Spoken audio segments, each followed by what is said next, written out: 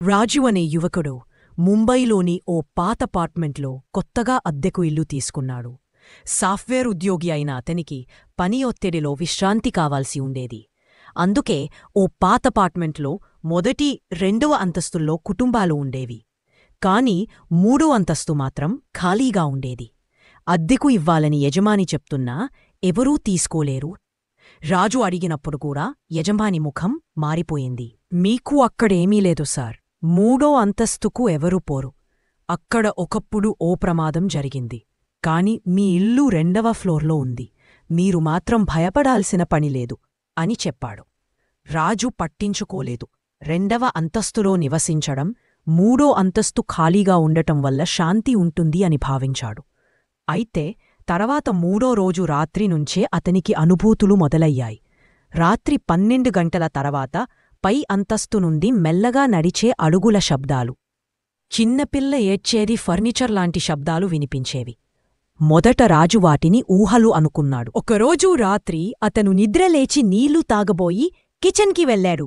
అప్పుడు మెట్రోవైపు చూసి అతను షాక్ అయ్యాడు.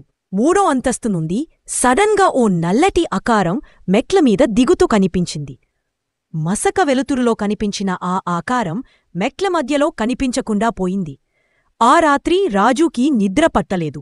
తరువాత రోజు ఆయన అపార్ట్మెంట్లోని ఒక వృద్ధుడిని కలుసుకున్నాడు. మూడో అంతస్తులో 5 ఏళ్ల క్రితం ఓ కుటుంబముండేది. వాళ్ల కూతురు లావణ్య ఓ రోజు రాత్రి ఆత్మహత్య చేసుకుంది. అప్పటినుంచి అక్కడ ఇలాంటి విషయాలు జరుగుతూనే ఉన్నాయి. ఎవరైనా అద్దెకు వచ్చారంటే 2-3 రోజుల్లోనే పాయిపోతారు. రాజు తల ఊపి వెళ్ళిపోయాడు. అతడు తలుచుకున్నాడు, ఒక సైంటిఫిక్ మనిషిని భయాలు కమ్మకూడదు. అయితే ఆ రాత్రి అతనికి ఓ భయానక అనుభవం ఎదురైంది. రాత్రి 1 గంటకి అతను నిద్రలేచి మెట్లు ఎక్కుతూ ఉండగా అతనికి పైనుండి చిన్నపిల్లల నవ్వుల శబ్దాలు వినిపించాయి. పైకి వెళ్లగానే మూడో అంతస్తులో గది తలుపు తెరిచి ఉండగా లోపల కొంత చీకటి వెలుతురు, ఒక చిన్న కుర్చీలో ఓ అమ్మాయి కూర్చొని ఉంది. ఆమె ముఖం చూసిన వెంటనే రాజు గుండె ఒక్కిరిబిక్కిరి అయిపోయింది. కళ్ళు తెల్లగా మారిపోయి చిరునవ్వుతో చూసింది. నాన్న ఎక్కడా, నన్నెందుకు వదిలేశావు అని అడిగింది. రాజు కాళ్ళు కదల్లేదు. ఒక్కసారిగా ఆమె లేచి అతని వైపు పరిగెత్తగా అతను స్పృహ తప్పిపోయాడు. వేప చెట్టు క్రింద స్పృహకి వచ్చిన రాజు అపార్ట్మెంట్ వాసులు దగ్గరకు వచ్చారు. అతని మాటలు విన్న తరువాత అందరూ షాకయ్యారు. చాలామంది మూడో అంతస్తు గురించి వదంతులు విన్నవారు కాని ఇలా ఎవరో ఎదుర్కొనడం ఇదే మొదటిసారి. అతను పోలీసులకు ఫిర్యాదు చేశాడు. పోలీసులు మూడో అంతస్తు గదిని తలుపు తీశారు. లోపల చీకటి గది, గోడపై కొట్టిన రక్తపు మచ్చలు కనిపించాయి. లావణ్య యొక్క పాత ఫోటో ఒక మూలలో పడి ఉంది.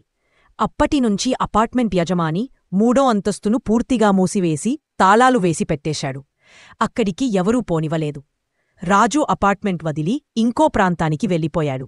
కాని ప్రతి రాత్రి అతనికి ఆ చిరునవ్వుతో కనిపించే అమ్మాయి వాయిస్ వినిపిస్తుంది. నాన్న ఎక్కడ? వీడియో నచ్చితే లైక్ చేసి సబ్స్క్రైబ్ చేసుకోండి. వీడియో చూస్తున్నారు తప్ప లైక్ చేయట్లేదు. లైక్, సబ్స్క్రైబ్ చేసుకుని సపోర్ట్ చేయండి.